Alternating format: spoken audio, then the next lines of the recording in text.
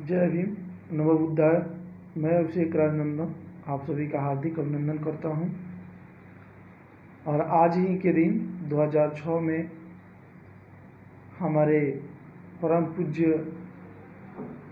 Guardian और बहुजन के एक महान नेता मान्यवर काशीराम साहब जी का पुण्यतिथि है। मैं उसके अवसर पर उनको श्रद्धासुमन अर्पित करता हूं और उनके ऊपर हमारे गार्जियन जो दिल्ली के विधायक रह चुके हैं, वे कुछ बता रहे हैं उन्होंने क्या सपना देखा था और उस सपने को पूरा करने के लिए हमें क्या करना चाहिए। तो आप उनकी बातों को ध्यान से सुने। मैं इस पर आज ज़्यादा कुछ नहीं बोलूँगा और अपने अंदर एक कसम खाएं, एक विश्वास जगाएं कि हम काशीराम के साहब के सपने को, बाबा साहब के सपने को आगे बढ़ाएंगे, उनके मिशन को आगे बढ़ाएंगे। नमो बुद्धाय, जय भीम, जय कांसीराम, जोहार साथियों। सबसे पहले तो मैं आज मान्यवर कांसीराम साहब की पुण्यतिथि पर अपनी श्रद्धांजलि अर्पित करता हूं और पूरा मिशन जय भीम, पूरा बहुजन समाज, पूरा देश आज उनकी पुण्यतिथि पर अपनी श्रद्धा सुमन अर्पित कर रहा है। आइए मैं आपको सुनवाना चाहता हूं मान्यवर कांसीराम साहब क्या कहते थे। ये काम महात्मा फुले ने शुरू किया, उसके बाद चला, उसके बाद छत्रपति शाहू महाराज ने चलाया, उसके बाद बाबा साहब अम्बेडकर ने चलाया, उसके बाद आज अमर नहीं रहने वाला हूँ। मुझे भी एक ना एक दिन जाना है, लेकिन ये काम तो चलता रहना चाहिए।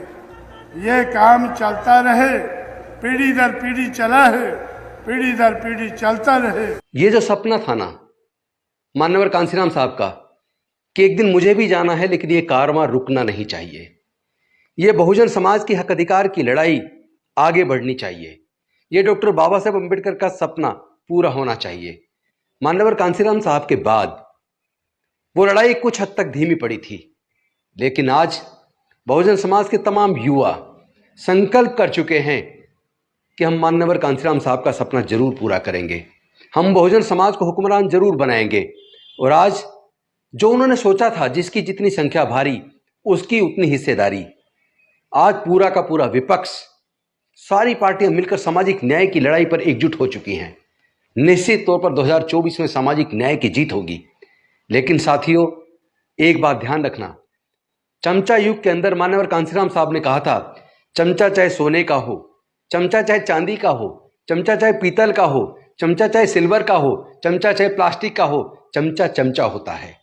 किस कढ़ाई में से सब्जी निकालकर किसको कितनी देनी है, यह तय चमचा नहीं करता, ये वो तय करता है जिसके हाथ में चमचा है। तो इन हाथों ने, जिन्होंने चमचों का इस्तेमाल करके हमारे समाज के लोगों के हक और अधिकार को छीना है, आज समय आ गया है उन हाथों को तोड़ने का, जिन्होंने इन चमचों का इस्तेमाल करके हमारी हकमारी की है।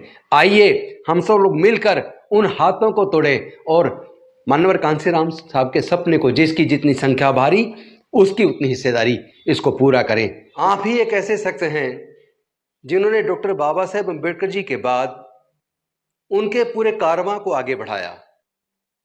आपने ना केवल बहुजन समाज में हुक्मरान बनने का सपना दिखाया, बल्कि उस सपने को कामयाब करके दिखाया। आप ही वो व्यक्ति हैं जिन्होंने 1988 से मंडल कमीशन लागू करो वरना कुर्सी खाली करो, इस नारे को देकर पूरे दिल्ली को नीला किया और अंत में पिछड़े वर्गों को 7 अगस्त 1990 को मंडल कमीशन की सिफारिश से लागू होने के बाद वीपी सिंह जी के माध्यम से ये आरक्षण मिला। और आप ही वो व्यक्ति हैं जिन्होंने कहा था, जिसकी जितनी संख्या भारी उसकी उतनी हिस्सेदारी। आप ही ने कहा था बहुजन समाज 85% है, और आज उस वक्त जो आपने कहा वो सच साबित हुआ।